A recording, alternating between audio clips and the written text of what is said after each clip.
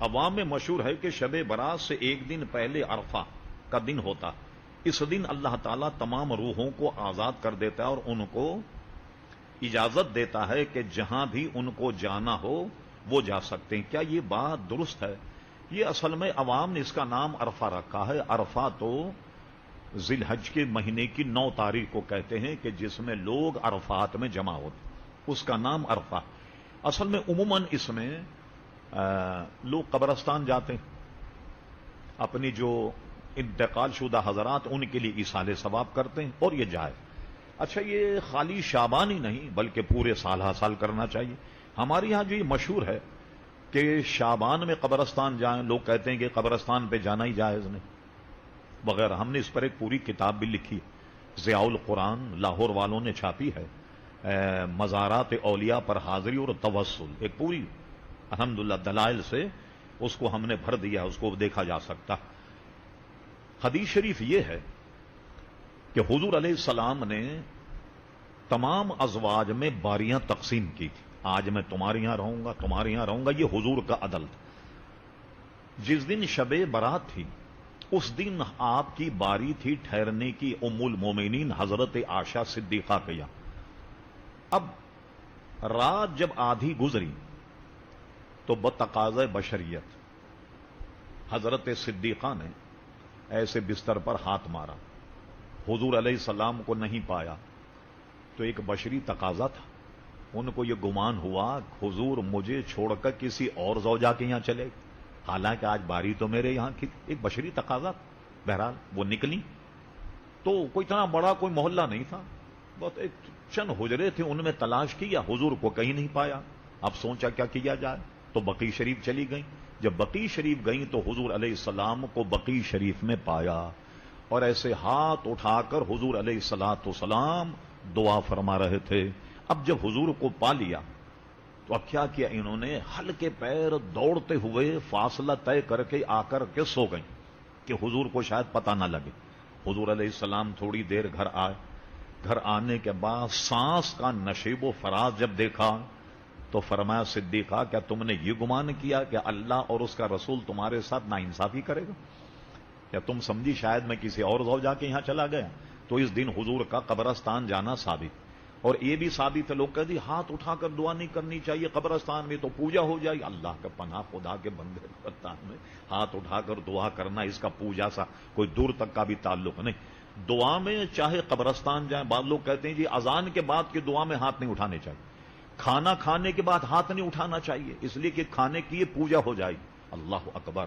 ابن ماجہ شریف جو سیاح ستہ کی حدیث کی کتاب ہے اس میں یہ حدیث شریف جو ایمان کو تازہ کر، حضور علیہ السلام نے ہاتھ اٹھا کر قبرستان میں دعا کی، بیشتر مقامات پر ہاتھ اٹھائے.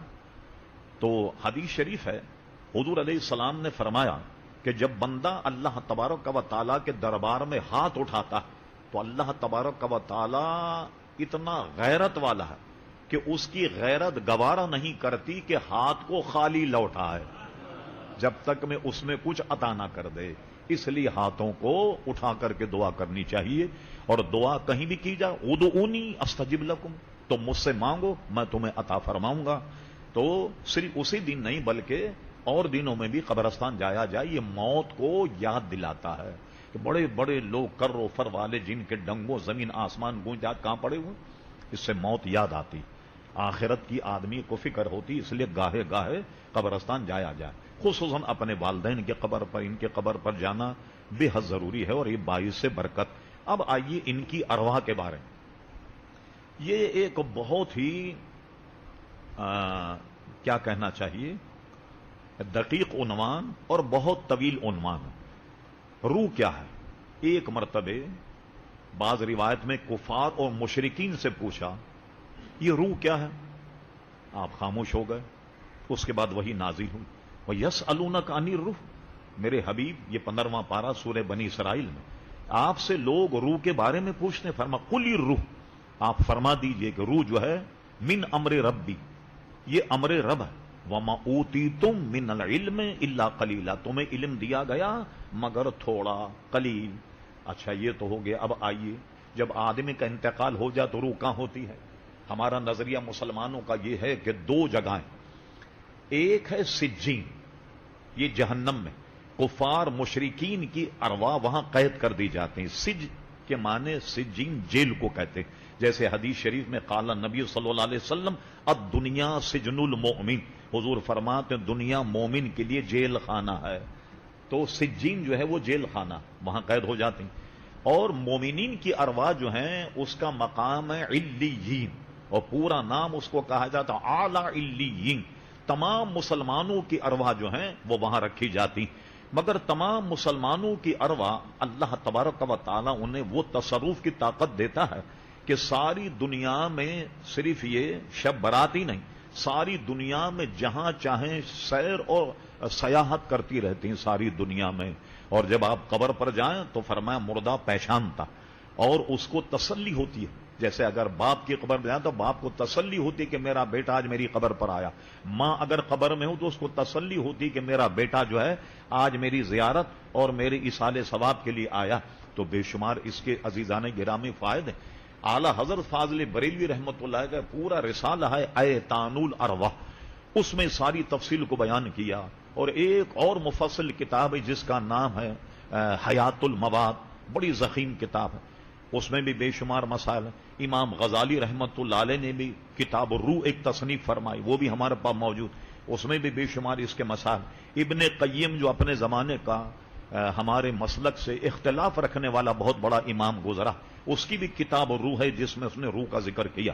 فاضل بریلوی رحمۃ اللہ نے یہ ذکر کیا کہ یہ ارواح جہاں چاہتی ہیں سیر و سیاحت کرتی ہیں، بلکہ یہ بھی حدیث شریف میں ہے کہ انتقال کے بعد اپنے گھر آن کر کے دیکھتی ہیں کہ جو مال و دولت ہم نے چھوڑا، یہ ہمارے بچے ہمارے اعزا کچھ ہمارے لیے ایصال ثواب بھی کرتے یا نہیں کرتے. اور آج کل کی اولاد تو کہتی کہ ایصال ثواب ہی حرام، وہ تو جائز ہی نہیں. تو اب کیا کرتے ہوں گے ماں باپ کی ارواح جب گھر آئے؟ تو وہ بالکل سیر و سیاحت کرتی ہے کہ جس کا ہم تصور نہیں کر سکتے. علامہ عبد الوہاب شعرانی تصوف کے بہت بڑے امام، وہ فرماتے ہیں کہ جب آدمی پر موت آئے اور روح جب اس کے بدن سے نکلتی ہے، اس کی مثال ایسی جیسے کہ آسمان پر پرواز کرنے والا پرندہ ایک پنجرے میں بند ہو.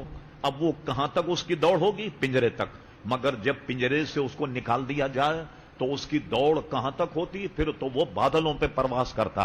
تو مسلمان کی روح کی مثال بھی کہ جب تک وہ جسم میں ہے ایک طرح سے قید، اور جسم سے جب نکل جائے تو وہ اس کی پرواز بے انتہا بڑھ جاتی، جہاں چاہتی وہاں وہ سیر و سیاحت کرتے ہیں، پھر اپنے منصب کے مطابق. عام مسلمانوں کی ارواح ان کا حکم اور ہے، اولیاء کی ارواح ان کا حکم اور ہے، انبیاء کی ارواح ان کا حکم اور ہے. تو آپ دیکھیں معراج شریف بخاری میں حضرت انس ابن مالک کی بڑی مفصل حدیث جس کا نام ہی حدیث معراج، اور مسلم شریف میں جو حدیث ہے اس میں یہ ہے حضور صلی اللہ علیہ وسلم فرماتے میں شب معراج موسیٰ علیہ السلام کی قبر سے گزرا تو میں نے دیکھا قبر میں نماز پڑھ رہے. میں بیت المقدس پہنچا تو مجھ سے پہلے وہاں کھڑے ہوئے مرحبا مرحبا کہہ کے میرا استقبال کیا. میں جب چھٹے آسمان پہنچا تو وہاں موسیٰ علیہ السلام جبریل علیہ السلام نے کہا آگے بڑھیے اور ان کو سلام کیجیے. یہ حضرت موسیٰ علیہ السلام. تو بزرگوں کا تصرف جو ہے ان کی شان کے مطابق. پھر ایک بہت بڑے مفسر گزرے ہیں علامہ ثناء اللہ پانی پتی رحمت اللہ تعالی، وہ فرماتے ہیں بزرگان دین کی ارواح ہونا، اجساد ہونا، اجساد ہونا، ارواح ہونا. بزرگان دین کے جسم جو ہیں وہ کبھی روح کا کام کرتے ہیں اور ان کی روح جو ہے وہ کبھی جسم کا کام کرتی. ہوتی روح ہے مگر ہمیں ایسے پتا چلتا ہے کہ بالکل سراپا وہ بزرگ ہمارے سامنے کھڑے ہوئے ہیں اور اس کی بے شمار مثالیں ہیں، اور اس پر ہم نے اپنی کتاب توسل میں ذکر کیا ہے، تفصیل وہاں پڑھ لی جائے. چلیے یہ ہو گئی صاحب. جناب محمد امین مرزا صاحب کراچی، السلام علیکم. اہل سنت.نیٹ پر یاد فرمانے کا شکریہ. آپ کے 2 سوال موصول ہوئے، جواب حاضر. آپ نے پہلے تو یہ پوچھا کہ لوگ شب برات کو حلوہ بناتے ہیں، کیا کسی حدیث سے ثابت ہے؟ تو لیجیے، مسئلہ یہ ہے کہ اس شب برات کو لوگ جو ہیں وہ اپنے اعزا، اپنے اقربا کے لیے فاتحہ کرتے ہیں، قرآن مجید پڑھتے ہیں، آیت پڑھ کر حلوہ بنا کر کے اس پہ فاتحہ پڑھ کر اور اس کو لوگوں میں تقسیم کرتے ہیں. ٹھیک ہے نا صاحب، اتنی بات.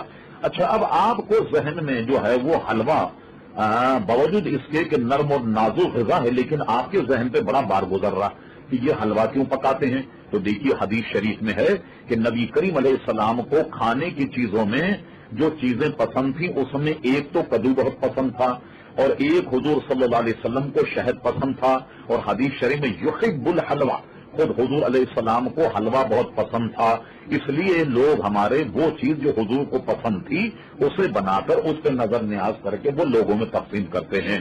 اب میرا خیال ہے آپ کی تسلی ہو گئی ہوگی۔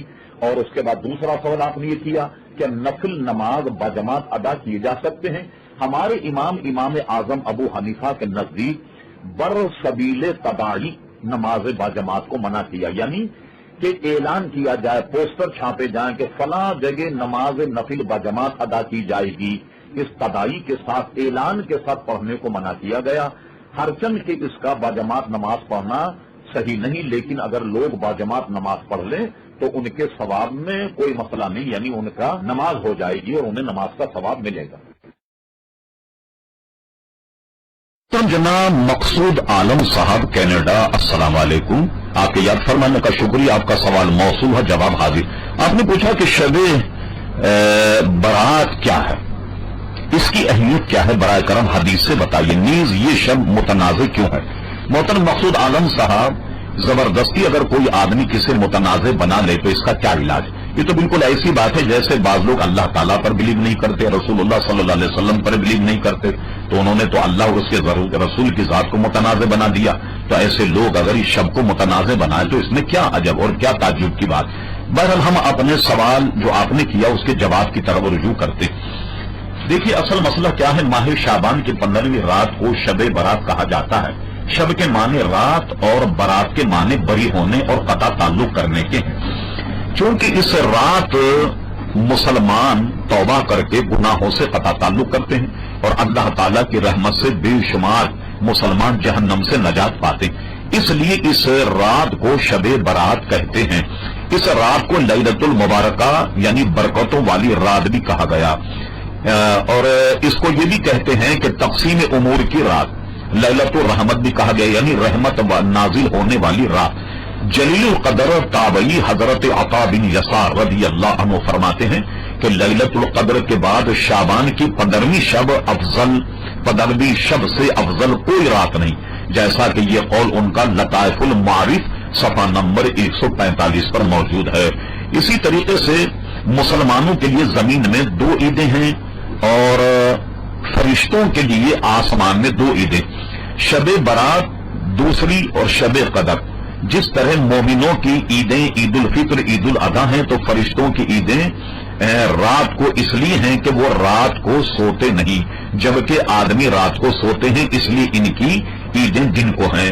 یعنی یہ عیدیں جو ہم دن میں مناتے ہیں تو فرشتوں کی بھی 2 عیدیں ہیں جو آسمان پر مناتے ہیں وہ، اور وہ شب قدر اور شب برات۔ قرآن مجید فرقان حمید سورہ الدخان آپ ملاحظہ فرمائیے 2 سے 4 تک کی آیت، اس کا ترجمہ ملاحظہ فرما لیجئے گا۔ ارشاد باری تعالیٰ ہوا، قسم اس روشن کتاب کی کہ بے شک ہم نے اسے برکت والی رات میں اتارا، بے شک ہم ڈر سنانے والے ہیں، اس میں بانٹ دیا جاتا ہر حکمت والا کام۔ تو اس کا ترجمہ پڑھ لیجئے گا، ابتدائی آیتیں یہی ہیں۔ اس رات سے مراد شب قدر ہے یا شب برات ہے، جیسا کہ خزانہ العرفان میں حضرت صدر الافاضل مفتی نعیم الدین صاحب مراد آبادی رحمت اللہ تعالی علیہ نے لکھا۔ اگر مزید تفصیل اگر آپ معلوم کرنا چاہیں تو بر صغیر قاضی محدث حضرت علامہ شیخ محقق شاہ عبدالحق محدث دہلوی کی کتاب ما ثبت من السنہ ملاحظہ فرمائی، اس میں پورا شعبان کا باب ہے اور گویا شب برات کی پوری تفصیل کو شیخ محقق نے وہاں بیان کر دیا۔ اب آئیے اس سلسلے میں ہم ایک حدیث بھی آپ کو سنا دیتے ہیں۔ یہ حدیث جسے ہم بیان کر رہے ہیں مشکاۃ شریف پہلی جلد اور صفحہ نمبر 277 پر ہے، جس کا ترجمہ یہ ہے، حضرت عائشہ صدیقہ رضی اللہ تعالیٰ عنہ فرماتی ہیں کہ رسول اللہ صلی اللہ تعالی علیہ وسلم نے فرمایا کہ کیا تم جانتی ہو کہ شعبان کی 15ویں شب میں کیا ہوتا ہے؟ میں نے عرض کیا یا رسول اللہ صلی اللہ علیہ وسلم آپ فرمائیے۔ ارشاد ہوا کہ آئندہ سال میں جتنے بھی پیدا ہونے والے ہوتے ہیں وہ سب اس شب میں لکھ دیے جاتے ہیں، اور جتنے لوگ آئندہ سال مرنے والے ہوتے ہیں وہ بھی اسی رات میں لکھ دیے جاتے ہیں، اور اس رات میں لوگوں کے سال بھر کے اعمال اٹھائے جاتے ہیں، اور اس رات میں لوگوں کا مقررہ رزق جو ہے وہ بھی اتارا جاتا ہے۔ اس سے معلوم ہوا کہ شب برات مسلمانوں میں ایک عرصے سے منائی جا رہی ہے، اور اس کے علاوہ بھی بہت سے ثبوت مل سکتے ہیں۔ اگر آپ جاننا چاہیں تو ہم نے اس پر ایک پوری کتاب لکھی جس کا نام ہم نے رکھا مبارک راتیں، اور اس میں قرآن کی آیت، کئی حوالے اور احادیث سے اپنے اس موقف کو ظاہر کیا ہے کہ شب برات جو مسلمانوں میں منائی جاتی ہے ایک مسلمانوں کا یہ تہوار ہے، اور برکت کے لیے اس کو منانا بے انتہا۔ جب بھی کوئی شب قدر ہو، شب برات ہو، شب معراج، جہاں بھی نوافلوں کا ذکر ہے، یہ نوافل اس آدمی کے لیے ہیں جو صاحب ترتیب، یعنی جس کی زندگی میں کوئی نماز قضا نہیں، یا کوئی قضا بھی ہوئی تو اس نے اس کو پڑھ لیا، نوافل وہ پڑھے گا، بلکہ 5 وقتہ نمازوں میں بھی۔ بلکہ اس میں تمام لوگ اس بات کی کوشش کریں کہ جو زندگی میں ان کی نمازیں قضا ہوئیں ان نمازوں کو قضا کریں، نوافل کو ترک کر کے، سنت غیر موقدہ کو ترک کر کے، تمام کی جگہ انہیں نوافل چھوڑ کر وہ فرض پڑھنے ہوں گے کہ جو ان کے فرض قضا ہوئے۔ اعلی حضرت فاضل بریلوی نے فتاوی رضویہ میں تفصیل سے یہ فتویٰ لکھا کہ جس کے ذمے فرائض ہوں اس کا نفل قبول نہیں ہوگا۔ ٹھیک، تو جو بھی آئیں ایسی شب برات ہوں یا جو بھی ہوں تو اس میں تمام نوافل کی جگہ قضا نمازیں جو ہیں وہ پڑھنی چاہیے۔ ایک بات یہ بھی ذہن میں رہے، اگر آدمی کے ذمے فجر کی نماز فرض یہ قضا، وہ اگر 2 لاکھ نوافل بھی پڑھ لے تو وہ فرض کے درجے کو نہیں پہنچ سکتا، اس لیے کہ فرض ہے، نفل نفل۔ تو ہر وقت آپ یاد رکھیے جب نماز پڑھیں تو ایک معمول بنا لیجئے کہ روزانہ 6 نمازیں آپ قضا کریں، 5 فرض اور وتر، یہ 20 رکعتیں ہوتی، اس کو آپ تقسیم کر لیں دن کے حصے میں، اور ان نمازوں کو ضرور پڑھیں۔ اور اس میں یہ بھی ہے کہ اگر آپ کے پاس وقت ہے تو آپ حساب کر لیں کہ میری 5 سال کی نمازیں قضا ہوئیں، تو روزانہ آپ 5 دن کی قضا کر، اور اس میں ترتیب کی بھی ضرورت نہیں، ایک نماز میں آپ آئیں تو 5 نمازیں فجر کی پڑھ لیں، ظہر میں 5 نمازیں ظہر کی پڑھ لیں، عصر میں 5 نمازیں پڑھ لیں، یا اس سے ترتیب بدل بھی جائے تو بھی کوئی حرج نہیں، مگر پوری تعداد مکمل کیجیے۔ اب ظن غالب ہو جائے کہ آپ کی تمام نمازیں اب جو قضا تھیں وہ پوری ہو گئیں تو اس کے بعد میں آپ نوافل جو ہیں ان کو پڑھیے گا، اس سے پہلے آپ کو فرائض۔ بالکل اسی طرح جب آپ آدمی گناہ گار ہے، روزے بھی ہمارے قضا ہوئے ہوں گے، جب بھی ہم شوال کے روزے رکھیں، شب معراج، شب برات، جب بھی روزہ رکھیں تو میں یہ کہتا ہوں کہ آپ اس میں بھی یہ نیت کریں کہ میں روزہ رکھنے کی نیت کرتا ہوں جو زندگی میں میرا سب سے آخری میں قضا ہوا روزہ، فرض روزے، اس کی نیت کرتا ہوں۔ اس سے فائدہ یہ ہوگا کہ آپ کے ذمے اگر فرض ہے فرض ادا ہو گیا، اور اگر فرض آپ کے ذمے نہیں ہے از خود و نفل ہو جائے گا۔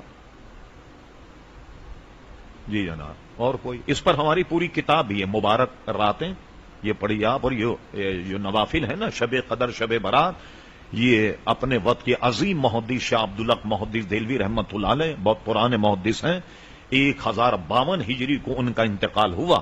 ان کی کتاب ہے عربی ما ثبت من السنہ، اس میں انہوں نے 12 مہینوں میں جو عمل کیے جاتے نوافل پڑھے جاتے ہیں ان سب کو حدیثوں سے، آثار سے، سب سے انہوں نے اس کو نقل کیا۔